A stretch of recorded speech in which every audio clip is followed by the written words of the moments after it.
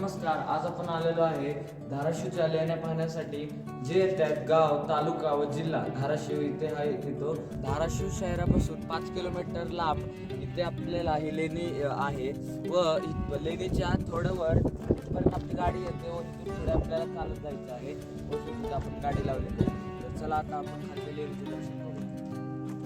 महाराष्ट्रातील धाराशिव जिल्ह्यातील सर्वात प्राचीन जैन लेणी समूह हा धाराशिव शहराच्या पश्चिमेस 6 किलोमीटर अंतरावर बालाघाट डोंगर रांगेतील एका घळीच्या दोन्ही बाजूंना एकूण 7 लेणी खोदलेल्या आहेत. यापैकी 4 उत्तरेकडील भागात पश्चिमाभिमुख असून 3 विरुद्ध दिशेला आहेत. या लेण्यांकडे हातला देवी मंदिराकडून पायवाटेने तर शहरालगतच्या बोंबल्या मारुती मंदिराकडून पक्क्या मार्गाने पोहोचता येते. लेण्यांसमोर मराठा कालखंडातील एक शिवमंदिर आहे. आजपर्यंत अनेक विद्वानांनी या लेण्यांवर प्रकाश टाकलेला आहे. जेम्स बर्गेस यांनी 1876 साली सर्वप्रथम या लेण्यांचे वर्णन केले आहे. त्यांनी लेण्यांचे तला विन्यास तसेच काही स्तंभ, दरवाजे व शिल्पांची रेखाचित्रे बनवली.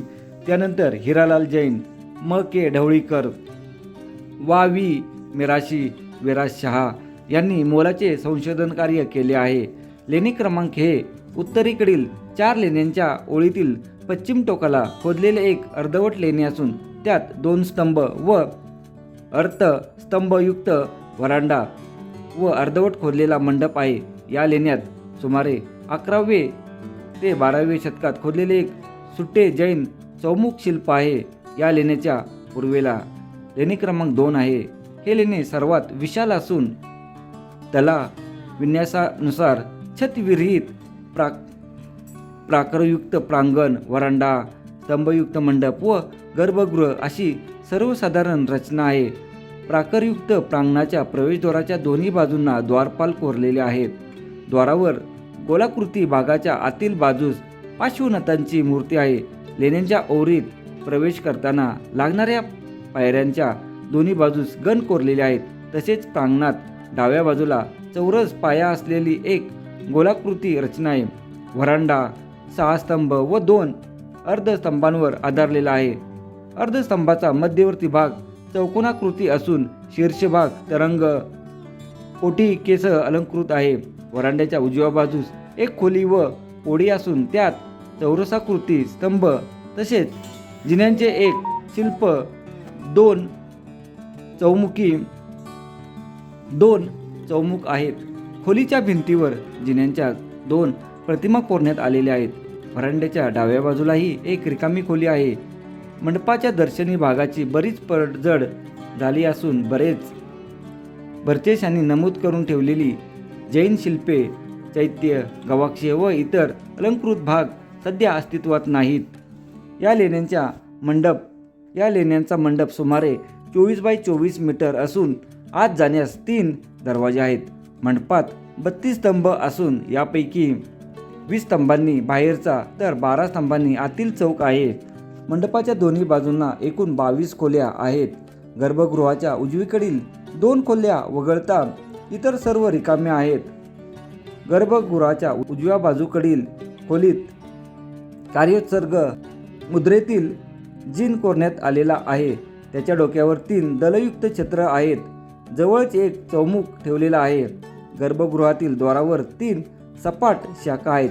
या चौकोनाकृती गर्भगृहात मध्यभागी प्रदक्षिणायुक्त पार्श्वनाथाची अर्धपाशासन व ध्यान मुद्रेतील सिंहासनाधीष्ठ भव्य मूर्ती कोरलेली आहे.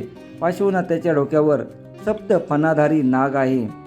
सिंहासनाच्या पुढील भागावर भग्न चक्र व त्याच्या दोन्ही बाजूस समोरासमोर एक सिंह व 2 हरिण कोरलेले आहेत.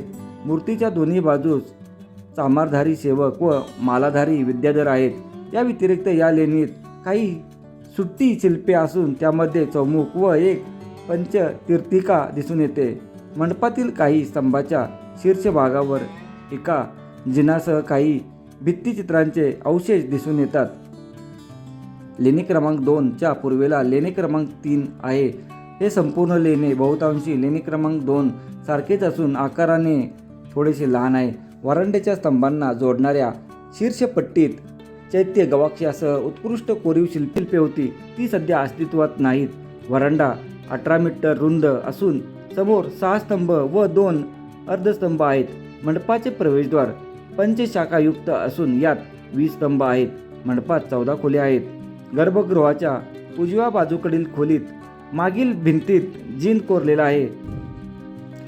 लेणी क्रमांक 2 प्रमाणेच किंचित बदलासह पार्श्वनाथाची मूर्ती आहे. लेणी क्रमांक 3च्या बाजूला लेणी क्रमांक 4 आहे.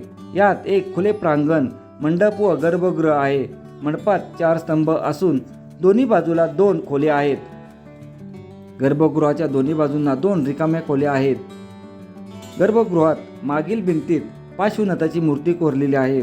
विशेष म्हणजे या मूर्तीच्या मागे प्रदक्षिणापथ नाही.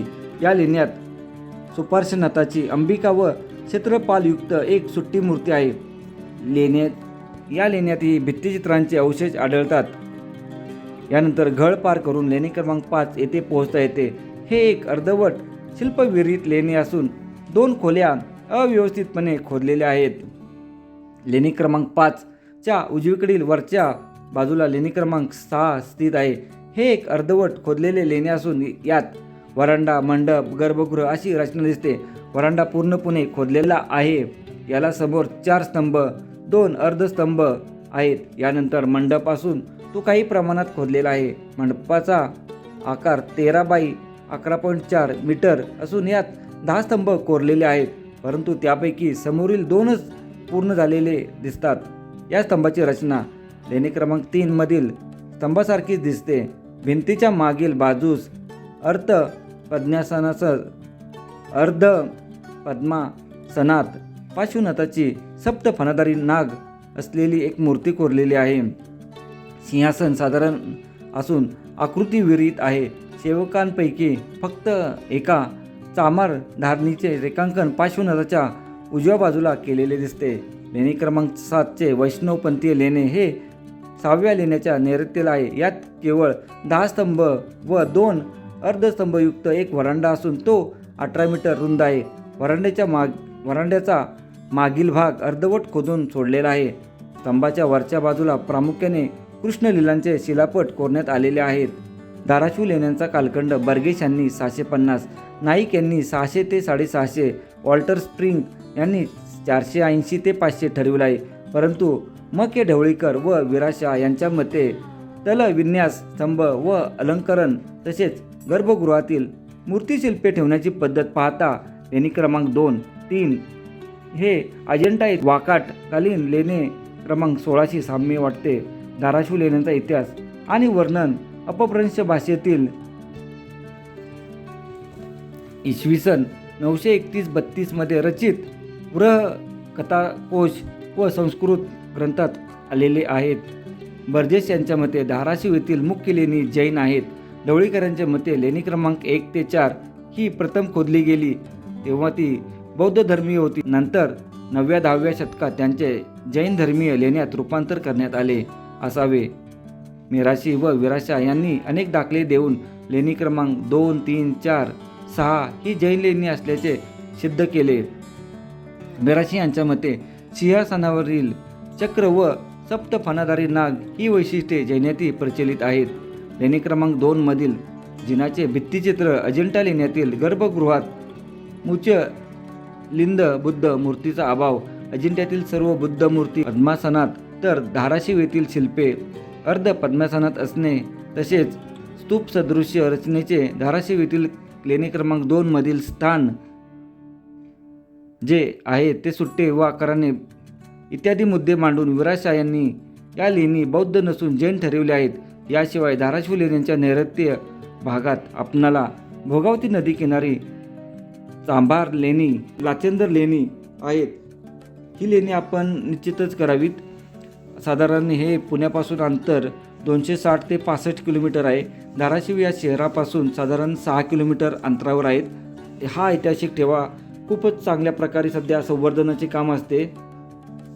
तर धाराशिव शहर व या लेणी तसेच आणि गावामध्ये ऐतिहासिक वास्तू आहेत त्याही पाहाव्यात. तसेच या ठिकाणापासून साधारण 25 किलोमीटर अंतरावर खरोसा हे गाव आहे. खरोसा गावामध्ये आपणाला एक सुंदर अशी गडी भुईकोट किल्ला आहे तो पाहावा. तसेच त्या ठिकाणी खूपच सुंदर अशा लेण्या कोरलेल्या आहेत, त्या आपण निश्चितच कराव्या. कारण खरोसा लेणी ह्या वेरूळमधील लेण्यांशी जसे कोरीव काम केले आहे त्याच पद्धतीचे कोरीव काम या ठिकाणी खूप मोठ्या प्रमाणात केले आहेत. परंतु या एवढ्या मोठ्या लेणी या अपरिचित आहेत. तर आपण एका दिवसामध्ये खरोसा लेणी व धाराशिवच्या लेण्या सहज पाहू शकतो. निश्चितच आपण या लेण्यांचा अभ्यास करावा हीच एक विनंती आहे. धन्यवाद. 1 नंबर लेणी समूह 2, त्या ठिकाणी 3 आणि समोर असणारा 4 असा हा समोरच्या बाजूस 4 लेणी समूह आहे. तो दरीमध्ये आपण बघितला 5 नंबर, हा 6 नंबर व आता याच्या पुढे गेल्यानंतर अजून एक आपणाला लेणी समूह पाहायला भेटतो 7 नंबरचा. याही लेणी भारी आहेत, बघू शकतो समोरच्या ठिकाणी.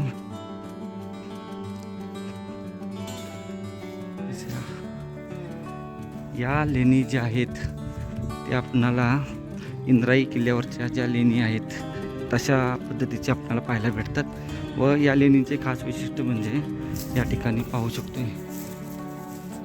या आपण सर्व लेणी पाहिल्या त्या कोणत्याच लेणीमध्ये अशी आपणाला नाही हे नक्षीकाम केलेलं पाहायला भेटत नाही. फक्त याच लेणीमध्ये आपणाला असं पाहायला भेटते. या ठिकाणापर्यंत आहे.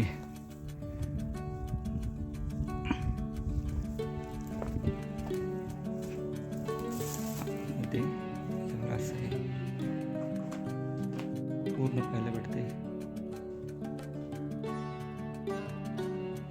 आणि सुंदर लेणी समूह आहे, 7 लेणी समूह निश्चितच करा या ठिकाणी आल्यावर. या शेवटच्या भागात पाहू आपण आणि आपली लेणीची सफर पूर्ण करू. हे पाहू शकतो इथं आपल्यापासून पहिलं भेटत आहे व शेवटच्या भागातून संपूर्ण लेणी समूह असा पाहायला भेटतो. आता आपण या ठिकाणी असणारा हा 5वा बोलू शकतो याला लेणी समूह, तो पाहण्यासाठी आलो आहे. हे पाहू शकतो या ठिकाणी वटवाघळ आहेत. थोडा अवघड आहे सध्या गवत झाडी असल्यामुळे, परंतु येऊ शकते आपण.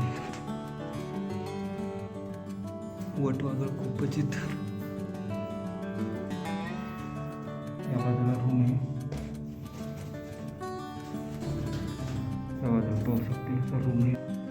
7 नंबर लेणी समूह हे थोडी जरा कसरत करते याच्या इथं, परंतु येऊ शकतो आपण या लेणी समूहापर्यंत. या बाजूला 2 लेणी समूह आहे, या बाजूला 4 लेणी समूह आहे आणि 1 लेणी समूह इथून खाली जायचं. या झाडी आहे, गवत आहे, त्याच्यामुळे त्या ठिकाणापर्यंत जाताना सावध जा.